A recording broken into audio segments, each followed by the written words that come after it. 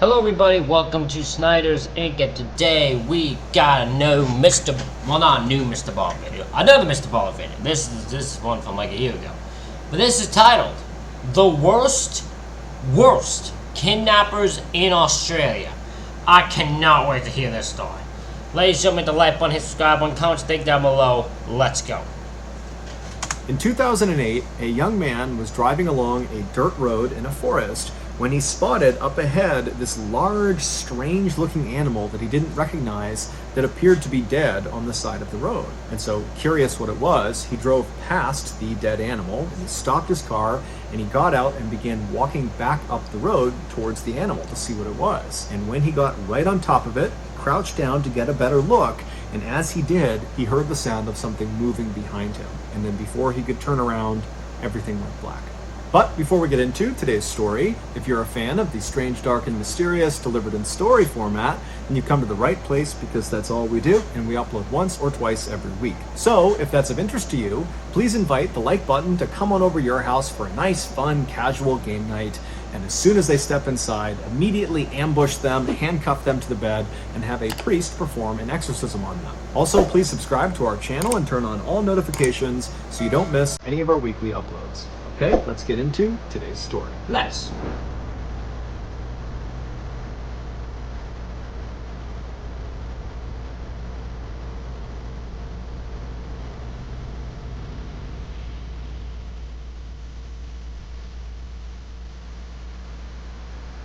In 2008, 22-year-old Julian Buchwald was living in a small rural town in southern Australia called Budgeree.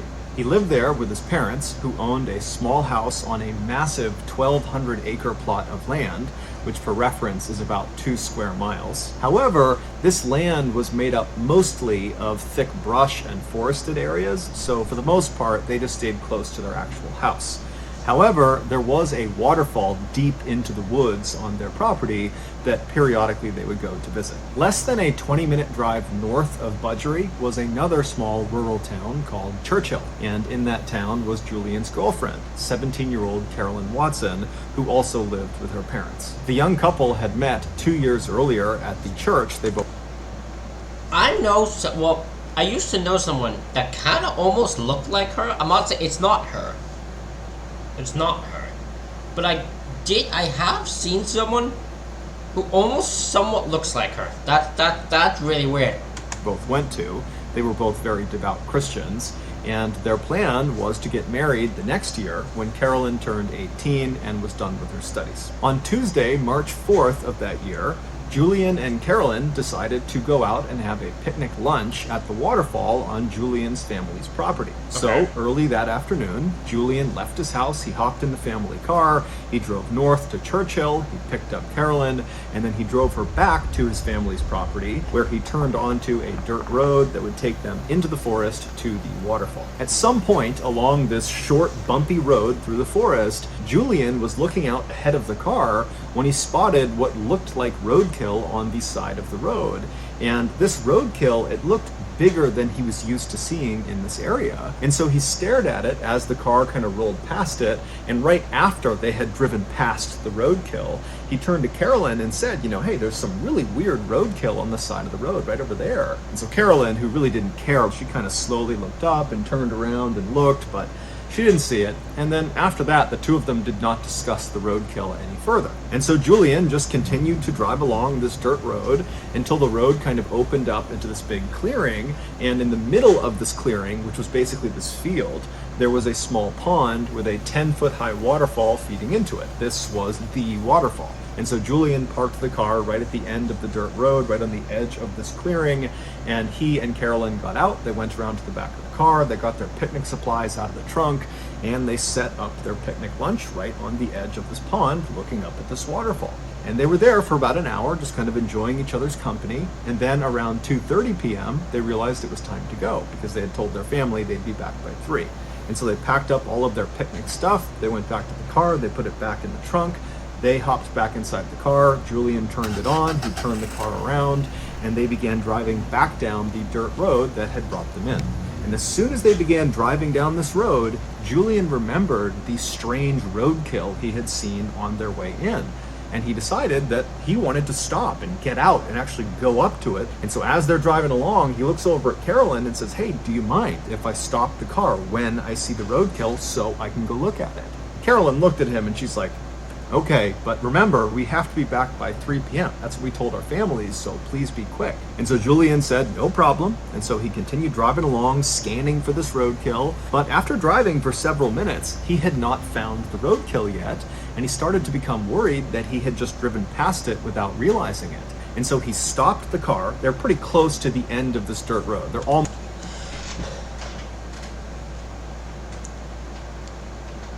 I'm already suspicious. Julian, I believe his name is. I don't want to get his name wrong, but I think it's Julian. I'm suspicious of Julian. What roadkill did you see that was so insane, so shocking, that you had to stop and see it? I don't know what you could have seen. Almost back to Julian's property, but he stops the car right in the middle of this dirt road, and he turns to Carolyn and says, "Hey, I think I drove past it. Do you mind if I just hop out and run back?" And so Carolyn was totally annoyed that this roadkill viewing was really becoming quite involved. But she says, "Okay, go, but again, you gotta be quick because, it's almost 3 p.m. And so Julian kind of grinned at her. He put the car in park and he hopped out, he turned, and he began jogging back down the road in the direction of the waterfall. And after jogging for maybe 30 seconds or so, the road had turned to the right. And so from where he was on the road, if he turned around, he would not have been able to see his car or Carolyn. He was kind of deep in the thick of this forest. But he knew, this road is not very long, and so I'm sure the roadkill has got to be up here somewhere. And so he decided he would just continue running back along this road for maybe 1 or 2 more minutes, and if he didn't find the roadkill by then, he'd just have to give up, turn around, and head back to the car. And so he began jogging, continuing towards the waterfall on this dirt road. And sure enough, after about a minute, he spots off to the side the roadkill. And so he runs up to it, and right away he sees it's this huge animal. It's right on the side of the road. There was a branch from a tree that had kind of obscured the carcass a little bit. And he figured that's why on the return trip he hadn't seen it, because this branch was kind of blocking it from view. And so standing over it, still not even sure what it is, he reached down and he moved the branch, the tree branch, out of the way to get a better look at this big dead animal. And right as he did that, everything went black. A few minutes later, Carolyn, who was still sitting in the car waiting for her boyfriend to come back, looked at her watch and realized it was getting really close to 3 p.m. and still Julian was not back yet. And so feeling kind of annoyed with him, she sat up in her seat and turned around and looked out the rear window of the car, expecting to see Julian come bounding down the road toward her. But when she looked out the back window, all she saw was this dirt road that kind of bent off to the right out of view and thick trees everywhere. Her boyfriend is nowhere to be seen. Annoyed, she turned back around and sat facing forward again, but began periodically looking in the side view mirror, expecting Julian to pop up at any moment. But after several more minutes went by and still Julian had not come back yet, her annoyance turned into concern.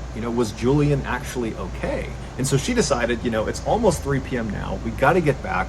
I need to get out and actually go investigate and see what's going on with Julian and this roadkill. And so she opened her car door, she stepped outside, she stood up, she turned, and she looked down the road in the direction it turned to the right towards the waterfall, and she froze because there was something standing right in the middle of the road that her brain simply couldn't process. She wanted to turn and run. She wanted to scream for help, but she couldn't. She was just frozen with fear, staring at this thing in the middle of the road. And then seconds later, this thing that she saw in the road began moving toward her. Around 3:30 p.m. that day, Julian's mother, who was at the house,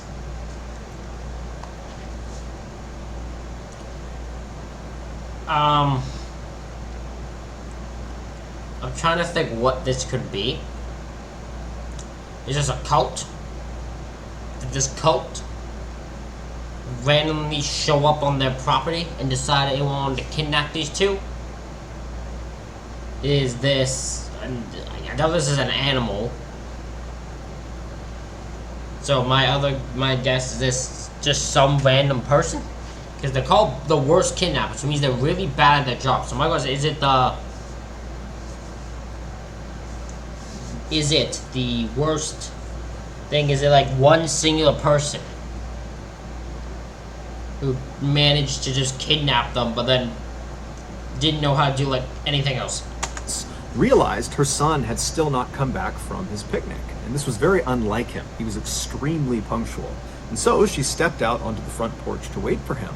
But after waiting on the front porch for 30 minutes and him not showing up again, she got really concerned. And so she left the porch and went down onto their driveway, and their driveway extended right up to the main road that ran along the front of the house. And when she reached the top of her driveway, she just turned and watched down the main road, waiting for her son to come back. Because in order to get to the waterfall, you had to get on this main road and then turn onto that dirt road that was a little ways down this main road.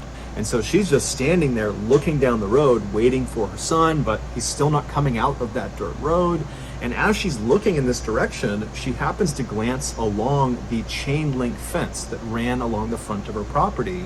And she noticed there was a plastic bottle that had been jammed through one of the chain links. And so she decided she would just go over and see what it was, because it didn't make any sense that there would be a bottle in her fence. And so she walks over, she pulls the bottle out of the fence, and she realizes there is a tightly rolled piece of paper that's inside of the bottle. And so she unscrews the cap, she turns the bottle over, and she pours this little piece of paper out. She unfurls the piece of paper and sees there's writing on it.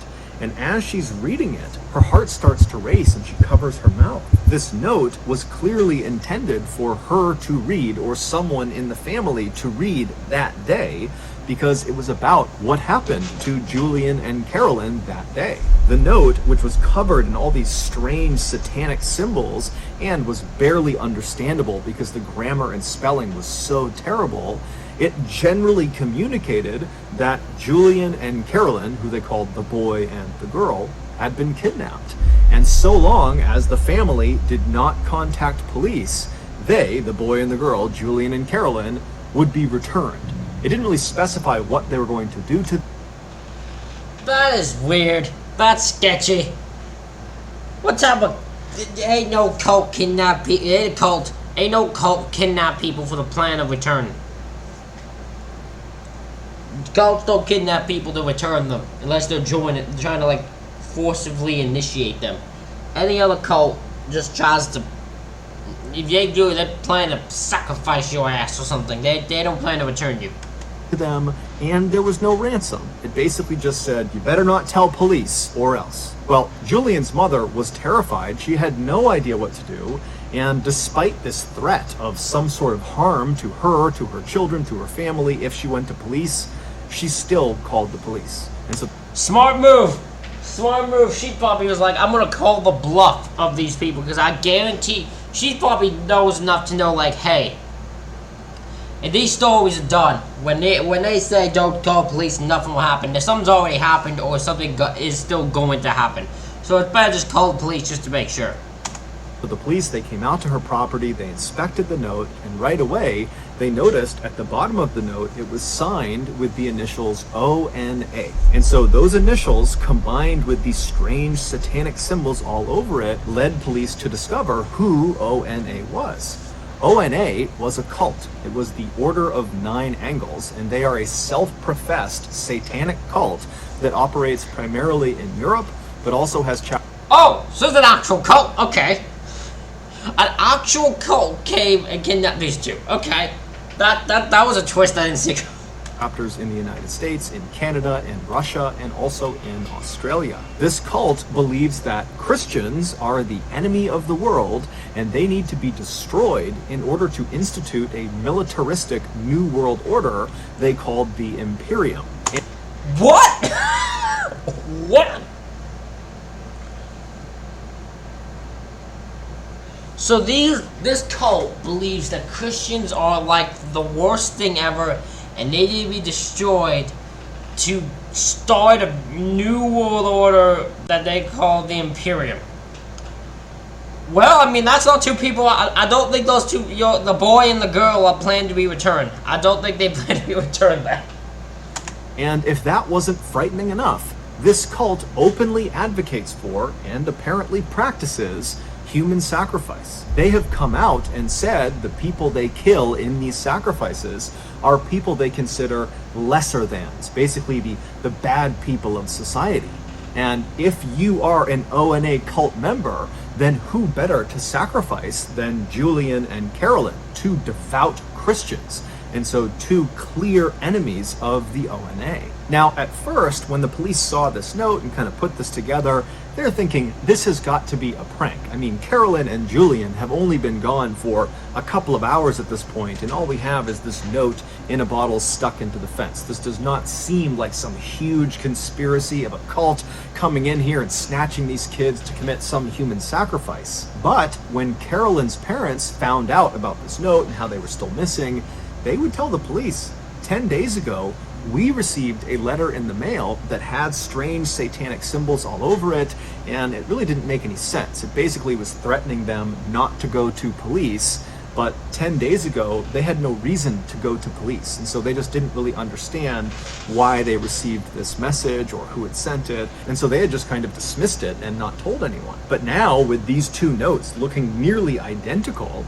it seemed fairly obvious that whether it was the ONA or some other person or group, whoever was behind the kidnapping of Julian and Carolyn had clearly been watching both of their properties prior to the attack, which meant this was likely a more sophisticated kidnapping than it seemed. So that evening, the police launched this huge air and land search all over Julian's family's property, but despite looking everywhere, they found no sign of the young couple. There was just nothing. And over the next few days, when still there was just no sign of Julian or Carolyn, and there was no more word coming in from ONA, there were no more bottles stuck in fences or stuck in mailboxes, the police began to prepare for the worst.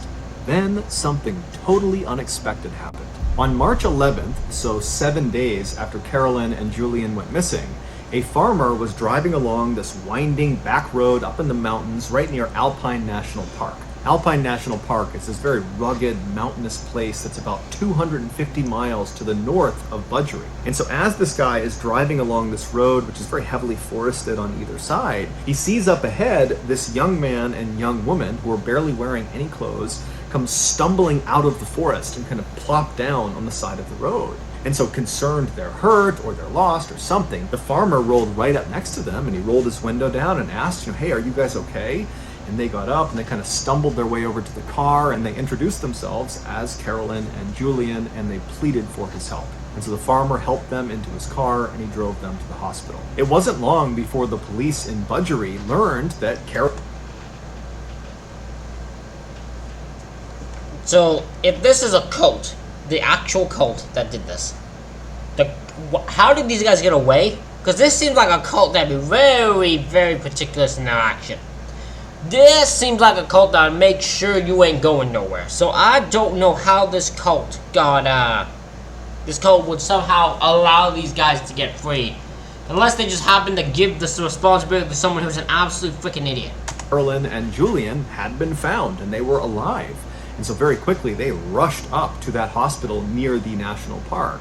And when they got there, they spoke to doctors who would say, Carolyn and Julian are very traumatized, they're horribly sunburned, they're covered in bug bites, they got cuts and bruises all over them, but they're okay, they're going to survive. And so the police went into Julian and Carolyn's room, and at first, they just talked to them for a couple of minutes to really see that they were okay.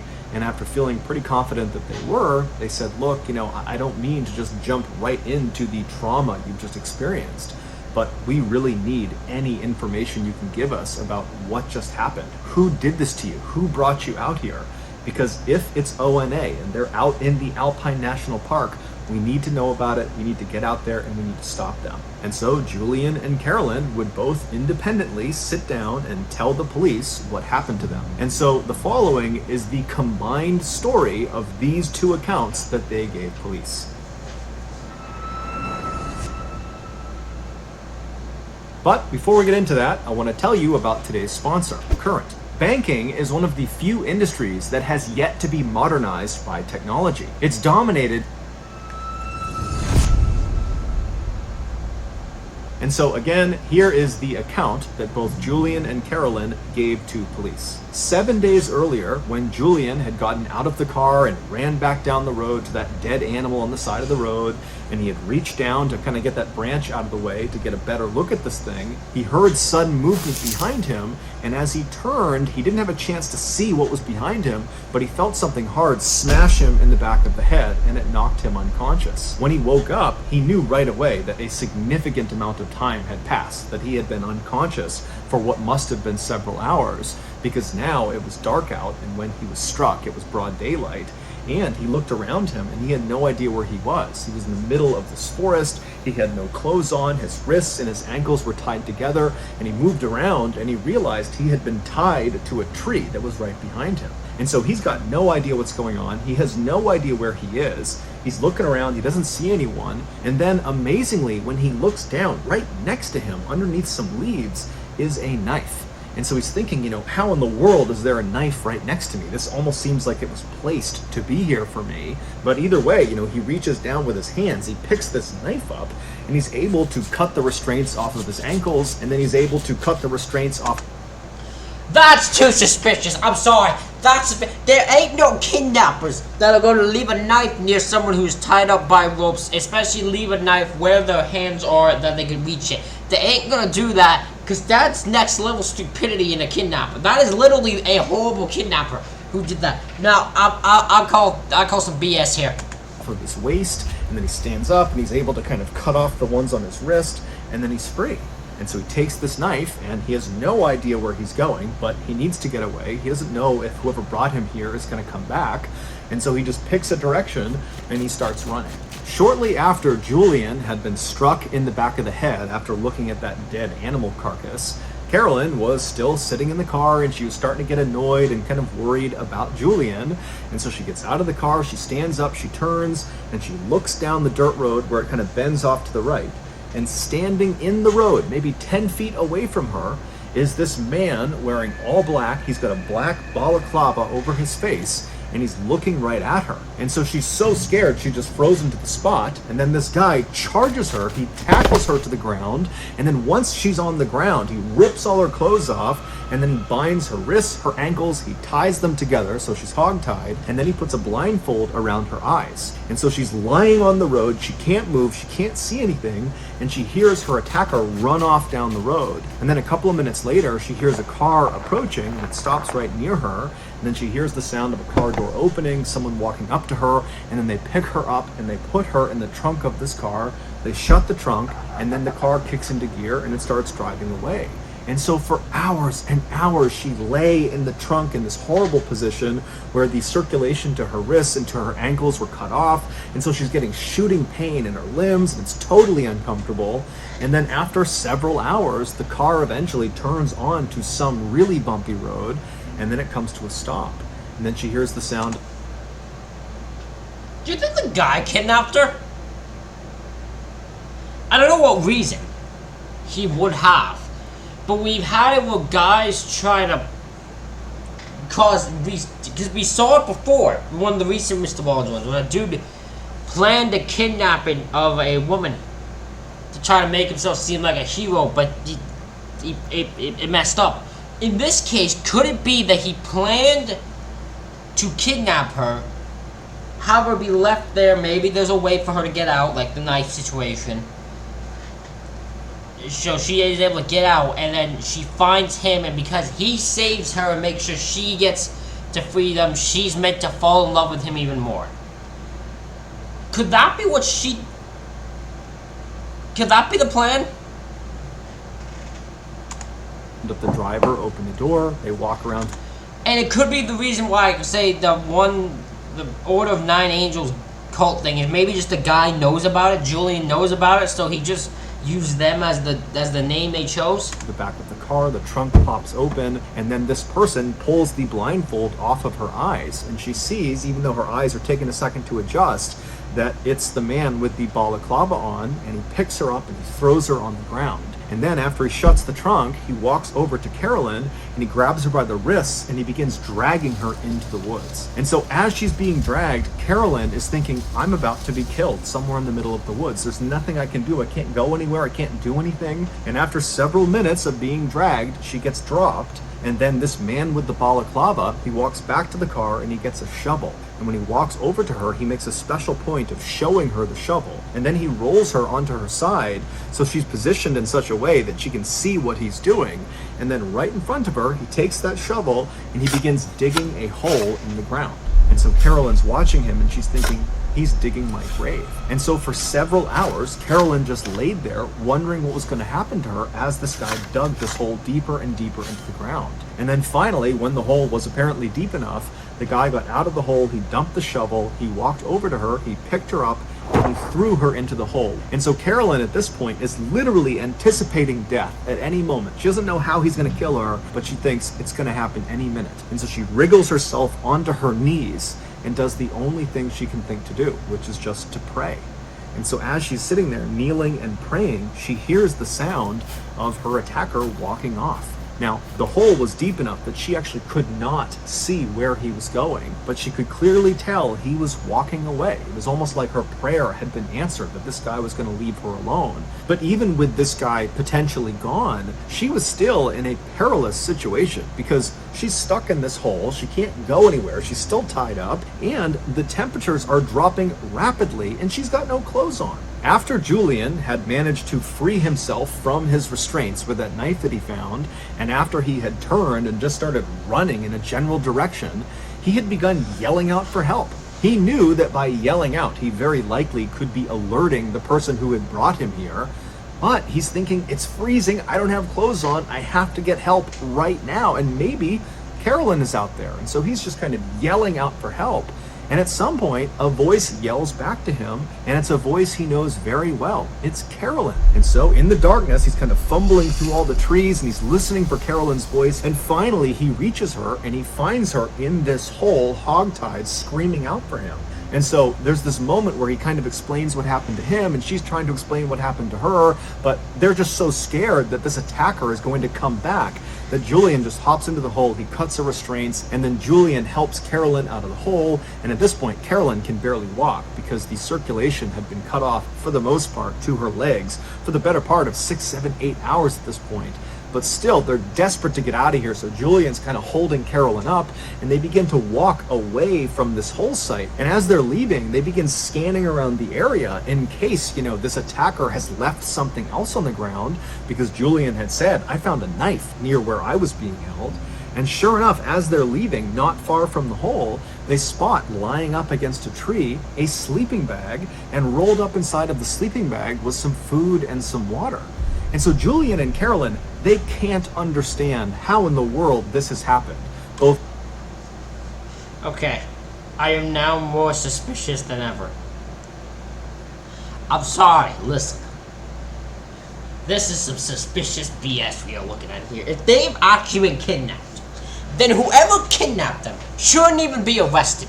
Because this is the worst kidnapping I have actually ever seen. You are playing unless this is a gigantic game they are playing, the kidnappers are playing with these two. This is next level in terrible planning. Both the horrible luck of being kidnapped and brought out here, and the unbelievable luck of finding life-saving supplies just laying nearby. But either way, they grab the sleeping bag, they grab the food and water, and they take off running. For the next 48 hours, the couple roasted during the daytime when the sun was out because the temperatures would climb significantly. There wasn't much shade where they were walking around, so they're getting horribly sunburned. And then at night, the temperatures would plummet and they'd be freezing cold, and they'd get inside of their one sleeping bag and they'd shiver together and do their best to ration some food and water. And they're telling themselves, to stay positive, that eventually if they just keep on moving every day, they're going to find a person, they're going to find a road, they're going to find something that will save them. But to their horror, at the end of those first 48 hours, as they're stumbling through this mountainous, treacherous terrain, they found themselves stumbling back into the same area they had tried to run away from. there was the hole in the ground where Carolyn had been thrown inside of. They had accidentally, over the past 2 days, walked in a big circle. Now, How? How do you walk in a circle unplanned? Come on. I would know for sure.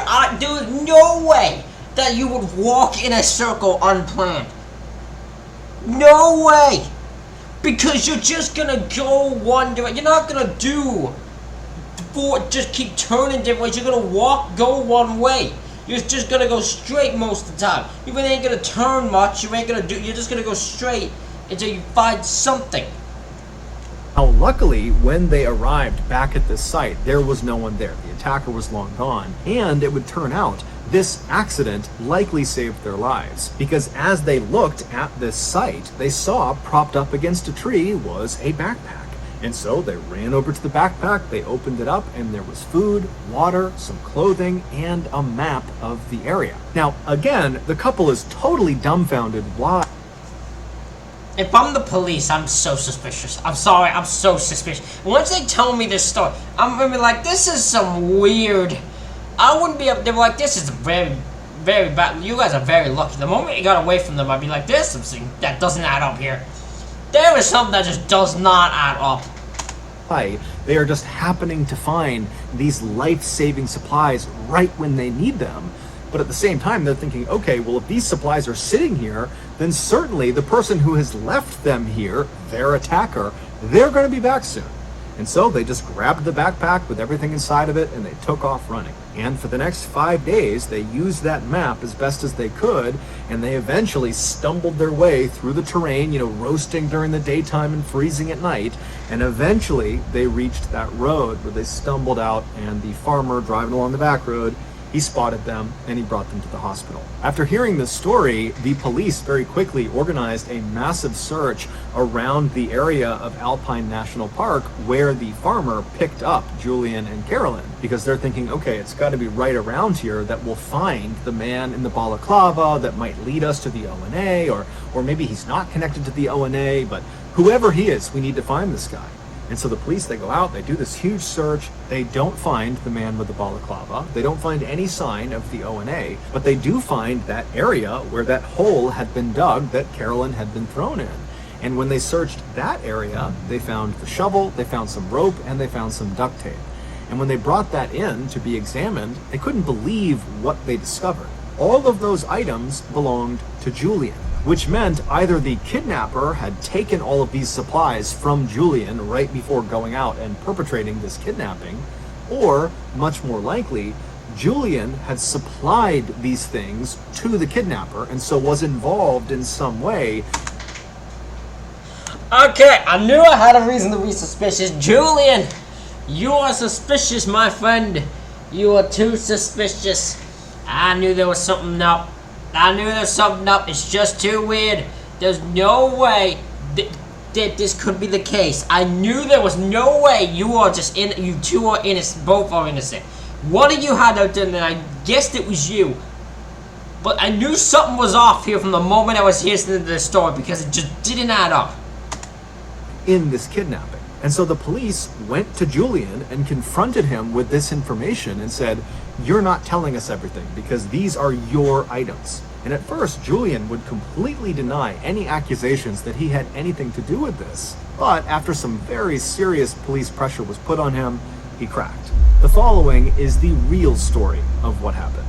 Back on March 4th, so the day that Julian and Carolyn went missing, Julian, after picking Carolyn up, they made it onto that dirt road that led into the forest towards the waterfall, and as they're driving along, Julian claimed to have seen some roadkill, some very strange roadkill on the side of the road. And so when Carolyn kind of turned around to look and didn't see it, Julian made it seem like, oh, we drove past it, that's why you didn't see it. But in reality, there was never any roadkill. Nope. That was completely made up. There was no roadkill. All Julian was doing was creating something that would allow him to then get out of the car at the end of their trip. And so they drive the rest of the way into the waterfall, they have their picnic, they turn around, they head back, and then again, Julian says, hey, Carolyn, do you mind if I, get out to look at the roadkill? And so she says yes. And then he acts like, oh, we must have driven past it, so I need to get out and run back if I want to go see it. So Carolyn, she's not thinking it's totally strange. She says, okay. And so he hops out and he runs his way. He goes around that curve in the road, out of sight. There's no roadkill. Instead, he makes his way to a tree where days earlier he had stashed his all-black outfit, his black balaclava, and his knife, his shovel, his rope, his duct tape. It was all stashed in this spot that was going to be out of view of where Carolyn was. And so after getting all dressed up, he turned and began walking back towards Carolyn and his car. And when he turned the corner, he saw Carolyn was already standing outside of the car. And so he charged her, he tackled her to the ground, he ripped her clothes off, he hogtied her, he threw her in his car. What reason did he have to do this? I am now so genuinely curious. What reason did he have to kidnap his own girlfriend? And then he got all of his supplies, he threw those in the car too, and he began driving away. And for 6 hours, he drove north all the way up to Alpine National Park. And then when he got there, he found a road that would kind of go off the trail a ways into the forest, at which point he opened the trunk, he pulled Carolyn out, he threw her on the ground, he dragged Carolyn into the woods, and then with her blindfold off, he made sure to show her the shovel, and he began digging that hole to give her the impression that he was going to kill her and bury her. He really wanted her to be totally terrified. And then after he had dug this hole, he dumped her into the hole. And then when she couldn't see what he was doing because she's deep inside of this hole and she's all tied up, he ran away. And when he was far enough out of view, he took off all of his clothes and kind of stashed it near a tree. And then completely naked, besides his knife, which would be his alibi for how he had gotten free, he began moving back towards the site where he knew Carolyn was in this hole. And then after waiting a little bit, he began yelling out for help. And then she heard it. And so she yelled. This is unbelievable. I cannot believe this is an actual thing. This is insanity. I would not believe this is real if I had not seen something. I would not believe this is real. Yells back to him, yo, Julian, I'm over here. And so Julian goes to the sound of her voice, and then when he sees her, he pitches her this ridiculous story about how he was tied up over there, but he found this knife, and he was able to cut himself free, and look, I'll cut you free, oh, the attacker's gonna come back soon. And so he helps her out of the hole, and oh, look, they left a sleeping bag and some food and water, let's go. And so he grabs the supplies, and they head off into the bush. Now, the whole time, over the course of these 7 days, Julian knew exactly where he was. And so when they accidentally went in a circle and arrived back at the site where the hole was and then found that backpack that had more food and more water and some more supplies, that was intentional. That was not an accident. He had left the backpack there, and so that's why they had doubled back. And then 5 days later, after scampering through the wilderness, they magically found the road. But again, Julian knew where the road was. He had intentionally stayed out for the days that they were out there. And so after Julian tells the police all this, they say to him, you know, was Carolyn in on this? I mean, did she know this was going on? And he said, no, the whole time she believed they were getting stalked by their attacker. And why? What? This girl, when this girl found out, she must have been in disbelief, because this sounds ridiculous. She must never trust men again. You could never, this is how a straight woman turns into a lesbian. Listen, I'm just saying it, because you would never trust a single guy after this, because this is fucking insanity. And if they ever caught up to them, they would be killed. And so the police are like, okay, well, why did you do this? Yes! Julian would say, you know, he and Carolyn were both very committed to their faith, and they both believed in not having sex before marriage. But over time, Julian had gotten to the point where he just couldn't wait any longer to have sex with Carolyn, and they weren't scheduled to get married for another year. He just did not think he could wait a full year before they could finally have intercourse. And so my man kidnapped a woman because he was desperate to get laid.